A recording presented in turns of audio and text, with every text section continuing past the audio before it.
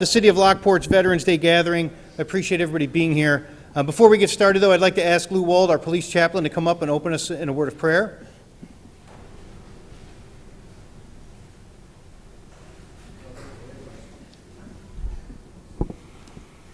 Thank you for your service. Would you pray with me?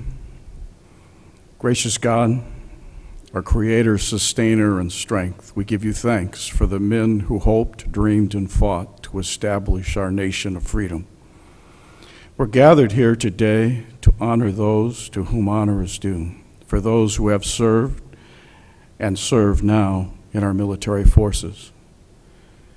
Mighty God, on this special day, we ask for you to bless those who have given their time, their strength, and for those families who have lost their loved ones in the service of our country.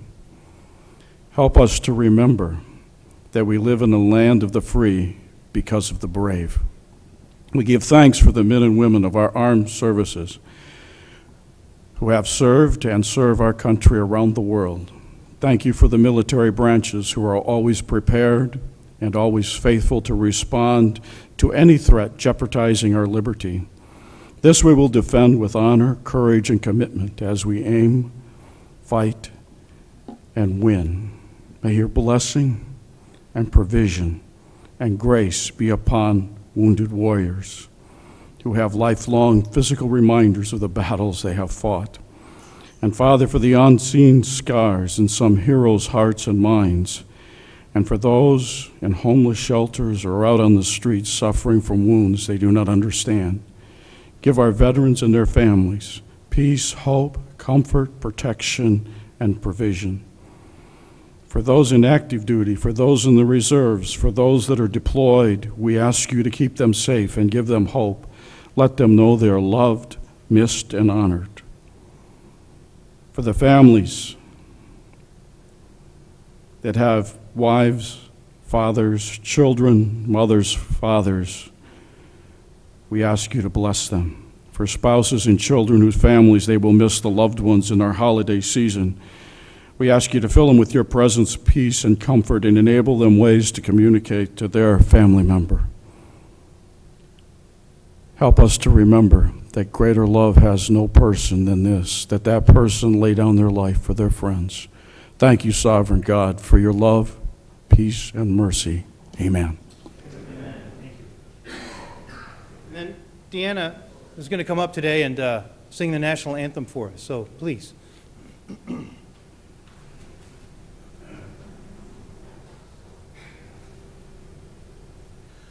Oh, say, can you see by the dawn's early light what so proudly we hailed at the twilight's last gleaming, whose broad stripes and bright stars through the perilous fight o'er the ramparts we watched were so gallantly streaming, and the rocket's red glare, the bombs bursting in air, gave proof through the night that our flag was still there.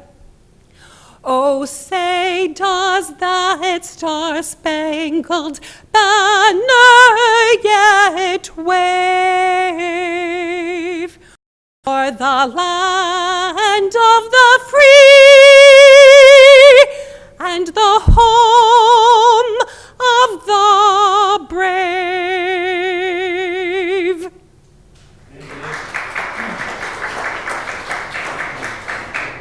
Please, everybody be seated. I do want to just take the time to say thank you for your service. On behalf of the City of Lockport, as mayor, and on behalf of the aldermen, it's a tremendous sacrifice when you're in the military. A lot of people don't always understand it. A lot of people respect it, but you don't understand how much of an impact it makes on your life to be in the military. And for those, we have many veterans here from the Veterans of Foreign Wars organization who served in combat, and the experiences there are even more tremendous and more life-changing. And then there's veterans who've served in peacetime and stood on a wall to protect us and keep back the enemies that are the United States. And so, but all these things are life-changing. To sacrifice your time out of high school and push off college to serve your country, or to be drafted into the military, all of it is a great honor and a privilege to be able to serve our country. And I thank all the veterans in here today. I'd like to actually open up just for a few opening remarks from the VFW, or the Veterans of Foreign Wars. I think sometimes people lose what those letters mean. And then the American Legion, which is basically opened up to a larger branch of veterans who've served. So if Ernest from the VFW, Veterans of Foreign Wars, is here, if you don't mind just saying a few words. Now, Ernest and I served pretty much at the same time, actually, I found out. So thank you. Good morning, everybody. Thank you, fellow veterans, for serving. It's greatly appreciated. You know, like the mayor said, it's a sacrifice for those comrades that didn't make it home. But let's not forget them. And those that are still not accounted for, they're still prisoners of war. We cannot forget them. And the ones that are stateside. My son currently is in the Army. So, and for all of your sons and daughters that are in right now, your cousins, nieces, nephews, please, don't forget them. They're going to need help when they get back, okay? And we're a nice community here. Everybody pulls together, the Scouts, the Girl Scouts, the Women's Auxiliaries, okay? We all should come together and continue to help these veterans. And Tom from the American Legion will bring us up to speed on that one. So thank you, everybody, for coming today and supporting our veterans. Thank you.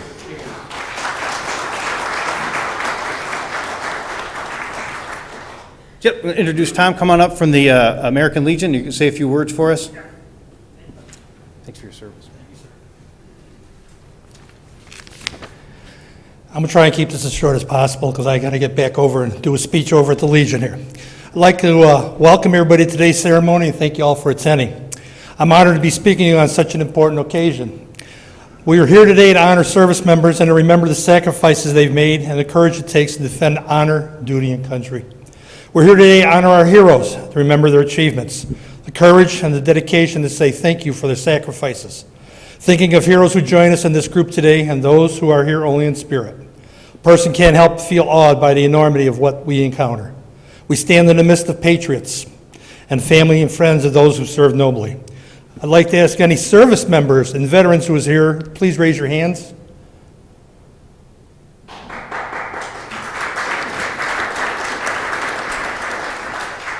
You're ahead of me. I was going to do that after. Anyway, I wanted you to look around and see how many veterans there are here. Thank you for answering the call to duty. You have made our armed forces the most respected in the world.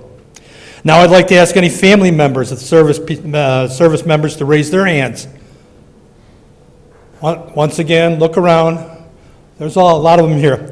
Once again, I ask you to look around for the raised hands. We know you have lived through difficult times and often taken the heavy load to keep the home fires burning. Thank you for your support and all you've done.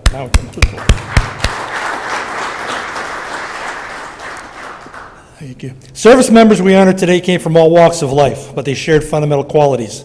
They possess courage, pride, determination, selflessness, dedication to duty, and integrity, all the qualities needed to serve a cause larger than oneself. They were ordinary people who responded in extraordinary ways in extreme times. They rose to the nation's call because they wanted to protect the nation that had given them so much. Today, people throughout our country will gather together to remember, to honor, and pay gratitude to those who served our country. Our gathering is one small spark and a flame of pride that burns across the nation today and every day. It's not a lot, but it's one small way we can honor those who have made the ultimate sacrifice so that we can live in freedom. Dramatic pause. Your presence here today and that of the people gathering across America is a tribute to lost troops and to their families, is a way to say we remember. From the soldiers who shivered and starved through winter of Valley Forge, to the doughboys crouched in the muddy trenches in France, to the troops who fought in Korea, the patrols on the rice fields of Vietnam, and the young men and women patrolling the mountains of Afghanistan.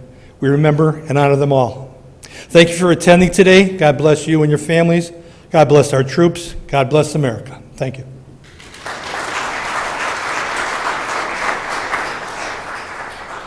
I just wanted to say two things here before we kind of just let you kind of get donuts and just take a moment. Is on Memorial Day, a lot of times people get Memorial Day and Veterans Day mixed up. And Memorial Day is the time when we recognize those who didn't come back, those who sacrificed with their lives, not just their time. And I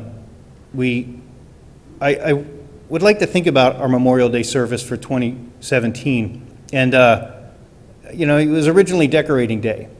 Decorating Day after the Civil War was a time when we would, family members would gather together, go into the graveyards where their loved ones who perished during the Civil War died, and they would go in there and they would decorate their tombs and bring flowers and ribbons and such to remember those who had fallen.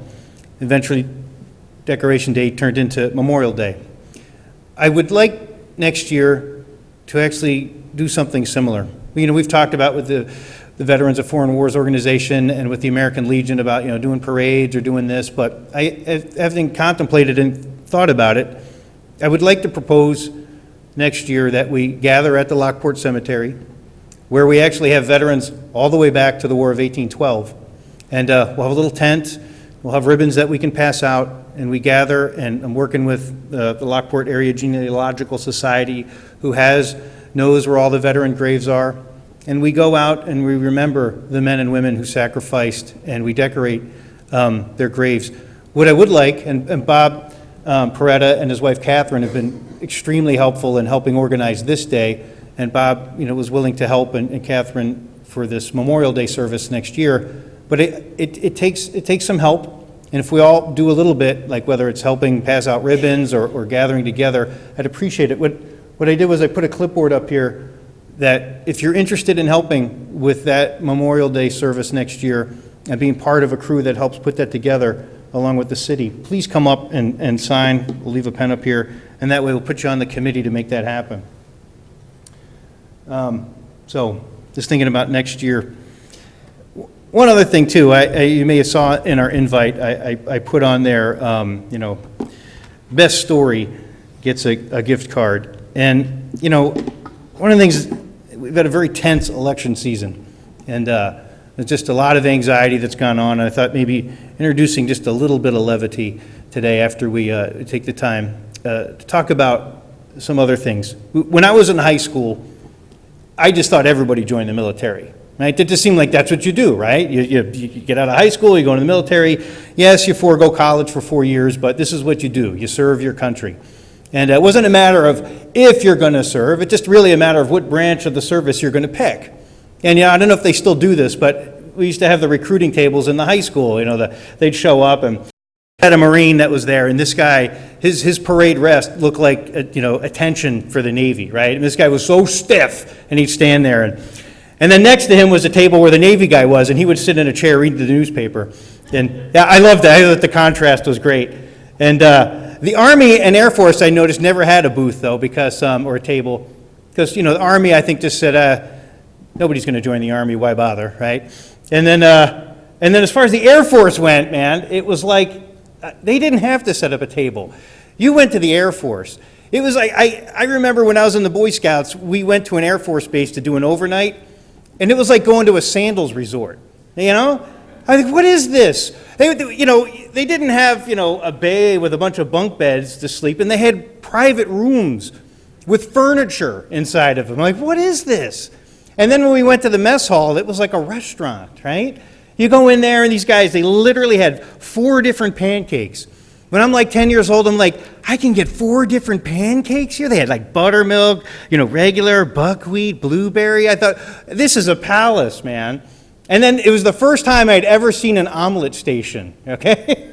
It's like, I can get any omelet I want here? This is magnificent. So joining the Air Force, they didn't even have to set up a table because, these guys, people came to them to join the Air Force. So it's like, how did I end up joining the Navy? I think it's because my dad was in the Navy. And my dad always had the best stories. I used to love my dad's stories from the service. And I used to ask him about them. He used to tell me the same ones over and again because I would ask him to do so. And my favorite story that he told was one time he said, we were in Norfolk, and I was on shore patrol, and I was serving with a Marine. We were both riding around the Jeep, making sure we keep the peace, just outside the base. And he goes, suddenly we get a call on the radio that says there's a disturbance at one of the bars off base. So we drive over there, and he goes, as we pull up to this bar, there's a big window, and you can see inside the bar. And he goes, it was the biggest Marine I've ever seen in my life. And he's in there, clearly drunk, destroying the place, right? Just throwing tables, smashing chairs, and nobody's doing anything about it. Everybody's up against the wall, like completely paralyzed by this. And my dad's looking at this like, great, I'm supposed to stop this guy? And he goes, so what I did was I turned to the Marine with me. I said, hey, man, that's your branch of service. That's your problem. And I always loved his stories. And, all servicemen and women love to tell stories. We just had an opportunity with Bruce here, probably one of our older veterans. He's started telling me his stories as soon as I sat down.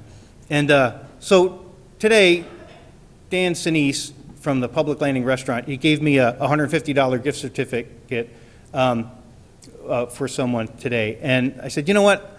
Whoever's got the best story, that's who we'll give it to. And let's just do it with applause. That's how we'll judge it. And I'm going to give you context, because I don't want to hear about Ernest's, story at shore leave in Bangkok, all right? We're going to give some context here. It's like why your branch of service is the best. I gave you mine, right? Because the Navy has the best stories. But hey, as we just take a moment here, we'll play some music. I'm going to play the anthems from the 4 different branches of service and the Guard. And feel free to get some donuts. And in about 10 minutes, if you have a story, come on up here. I would love to hear it. And then I know you guys have other ceremonies too to get to today, but I appreciate you coming out here for all this. So we'll take a break. Yeah, we'll play some music, and feel free to just mosey around for the next 10 minutes and say hi to each other, and we'll get back to it in a second. Oh, yeah, did you have something? Ladies, Ernest is ready for a story right now. Okay. All right.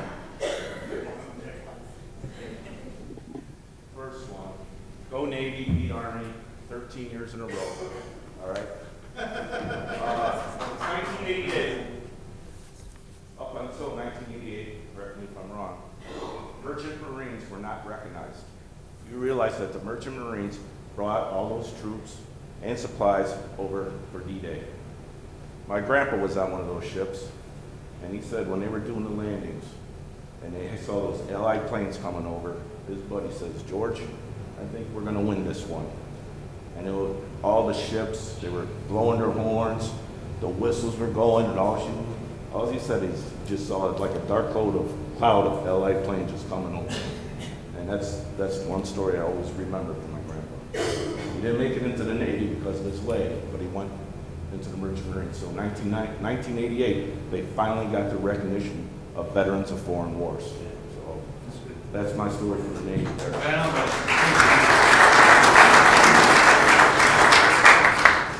All right, so please get up, mosey around, grab a donut. If you got time and you want to tell your story, we'll do it here at 10:30. And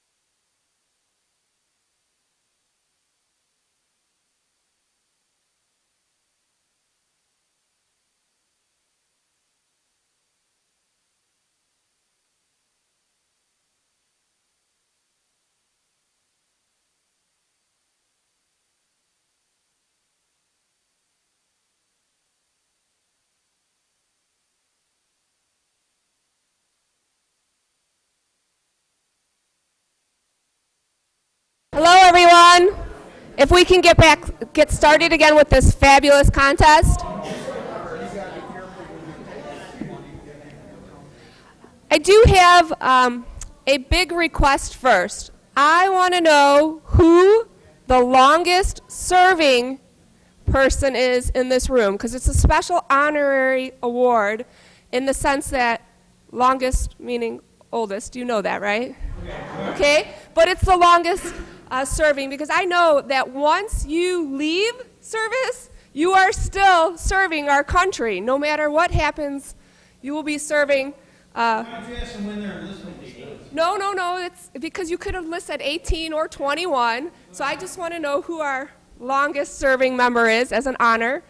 So I'm going to say, is anybody here serving who's over 80? Raise your hand. Over 80, okay? How about over 85? Over 85. Ooh, we're going to get it. Over 90? Over 90. Ooh, we have two. Over 95? Okay, so go back. 91.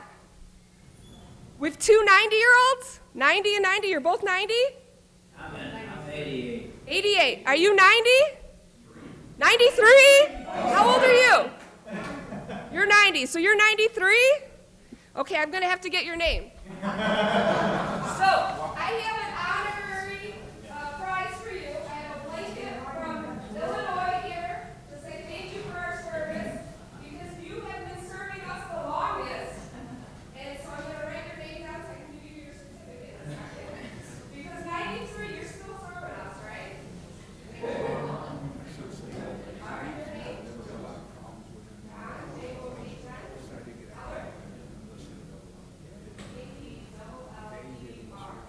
Thank you, sir. So we can give a round of applause.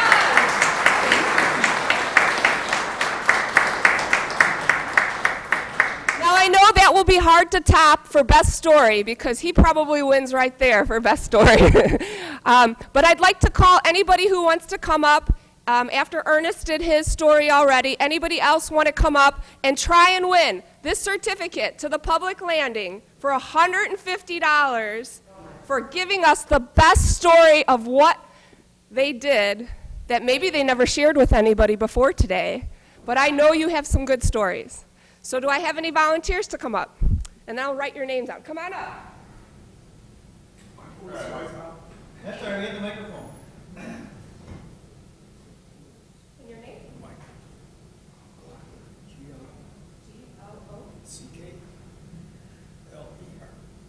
All right. So this is Mike. All right, Mike, lay it on. I hope my voice don't fail. Can they hear me, I hope? When I was in Vietnam, I was on a mortar. We had 3 guns set up in a fire base. And my FO, Don, he went into command bunker, and we had sensors out in the field. And these sensors were going wild. One would pick up heat, one would pick up metal, and one would pick up movement. And all across the board, they lit up like a Christmas tree. So he calls a fire mission. We expended all our rounds on 3 guns firing. We thought we were going to get overrun. We were at the Song Bung Bridge, and the only way we could escape was swim across the canal. So anyways, after we expended our ammunition, called in the 4 Deuces.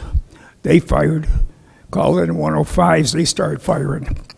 And all night long, we had, guns going off in the area. So the next morning, they sent a recon out there, and what I call a bubble chopper. But he radios back to our company commander, Tom. He says, they're all dead. They're all dead. Every one of those ducks are dead. And he says, Don grabbed the mic. He says, Bravo 2, Bravo. He says, not ducks, dinks, damn it. He says, no, I radio back. He says, no, these are ducks with feathers. So the company, or the headquarters, wanted to come out and talk to Don about how come we spent so much on the ordnance. And every time he knew they were coming out, he would leave. He would go to another company, go on ambush with somebody, and they could never find him. So Donnie tells this story every time we get together. I belong to the Golden Brigade, the 82nd Airborne, and we meet twice a year and for a reunion. So anyways, Donnie loves to tell the story. So we had a bunch of guys that were first-timers there, and this one guy come up to Don, he says, are you duck hunter?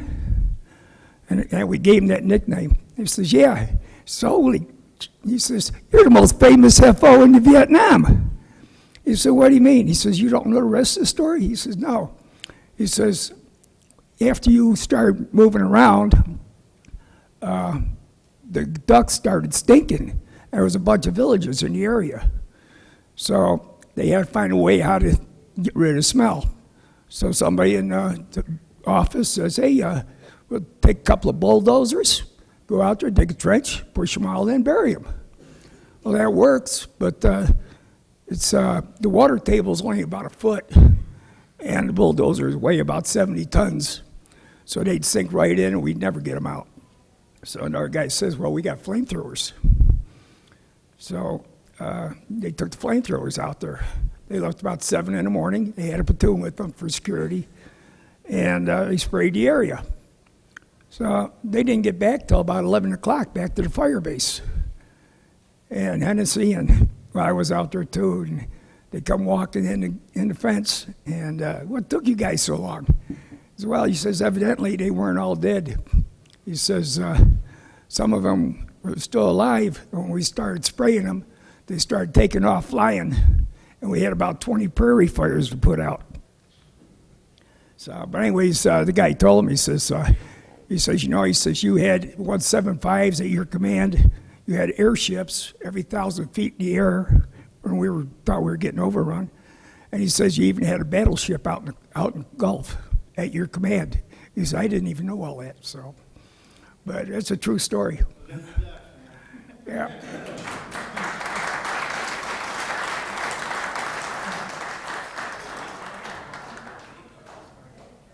Anyone else want to come up? You want to come up, sir? Well, John's coming back. There's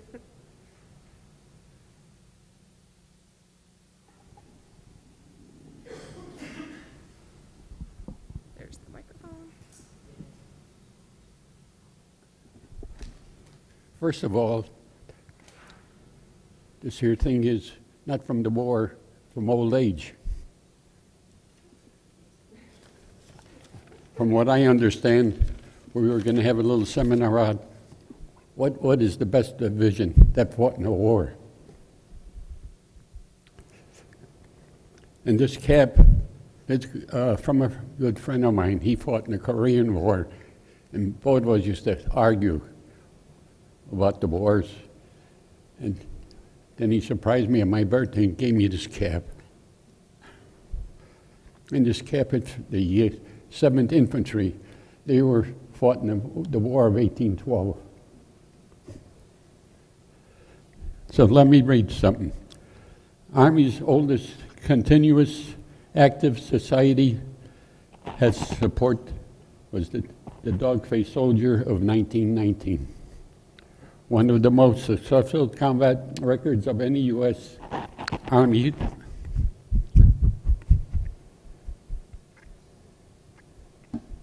division. This division was highly decorated since World War I, II.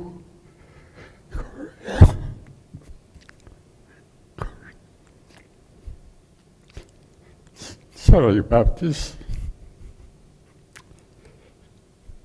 Korean War and Cold War.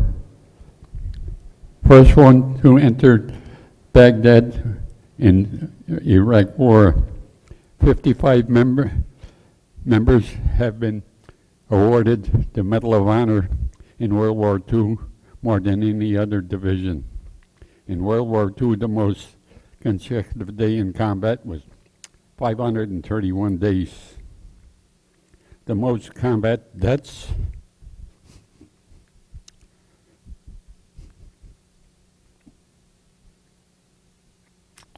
wounded in action. than any other division. Audie Murphy is one of the most decorated soldiers of the war, of World War II. I'm sure you heard of him. He was a movie star, too. He received the most every American Combat Award for valor at the time of his service. Our biggest battle was the Battle of Colmar Pockets. There we fought there from December to February. 3 feet of snow, sub-zero weather, and we got through with that. I was going to say something else and I forgot. I guess it's old age. Oh, hell. Any questions?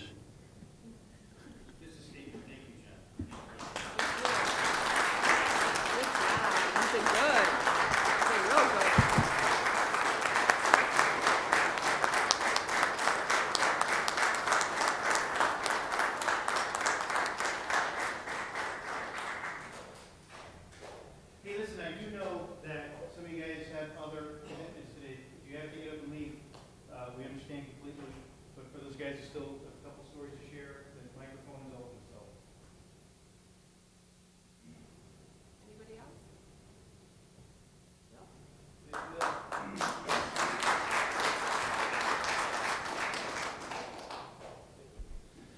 Yeah, my name is Bill Maloney. I'm a member of the Lockport Post Veterans of Foreign Wars and a retired U.S. Army Master Sergeant. I was drafted in June of 1965, spent July and August in basic training at Fort Knox, Kentucky, sent straight from there to the 25th Division in Hawaii, which picked up and deployed right into the Central Highlands of Vietnam. So I went from the sidewalks of Chicago to the Ho Chi Minh Trail in about 6 months flat, and spent 50 years ago this year, all of 1966, as a combat infantryman assigned to the 3rd Brigade of the 25th Division in the Central Highlands of Vietnam, where we're engaging with North Vietnamese regulars along the Vietnam and Laotian border.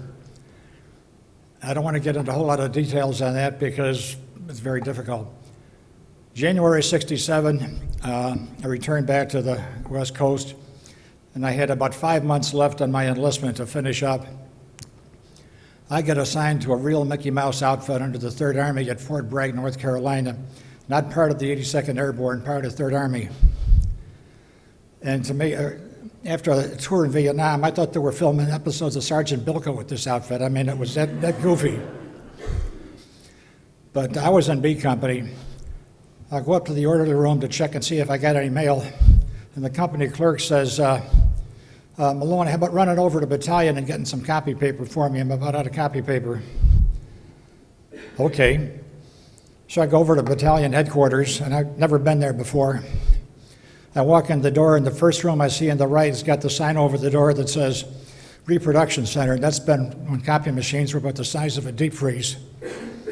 So I go in there and said, I'm from B Company.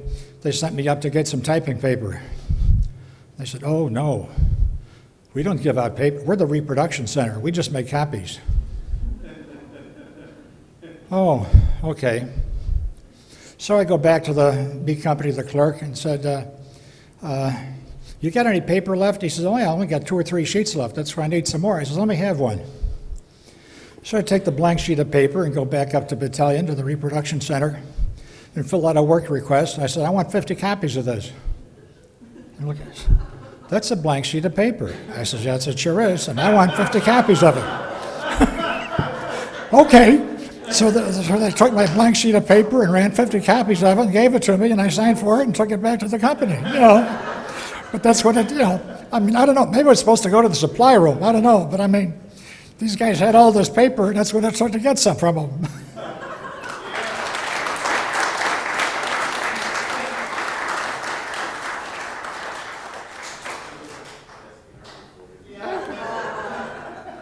Is there anybody else who'd like to come up?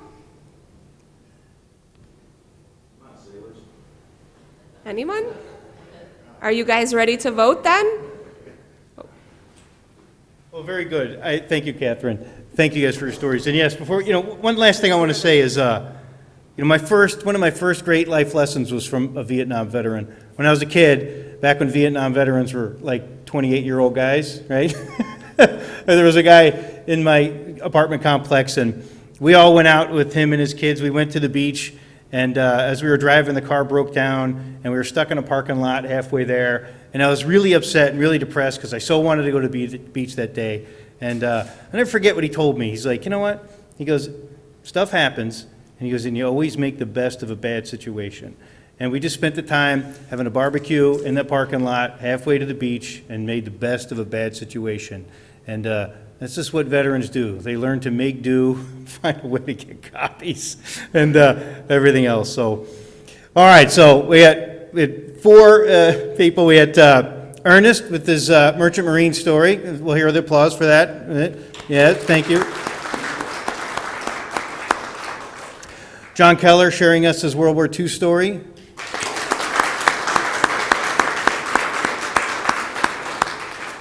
Mike and how they took out the enemy ducks.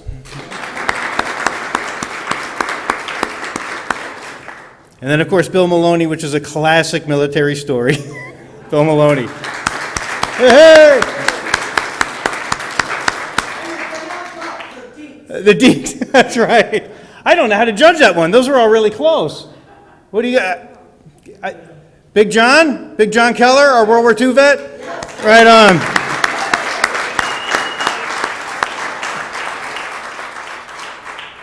All right. I won't make you get up, John. We'll bring it over to you. Do you have this card? I'm working on it real fast. Okay. Hold on, I almost- Gets that one.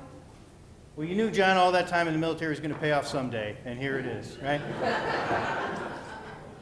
Well, everyone, I want to thank you so much for coming out today. I know you have other ceremonies to go to as well, and thank you for being part of our gathering here today at the city. So I just want to say thank you and God bless. All right.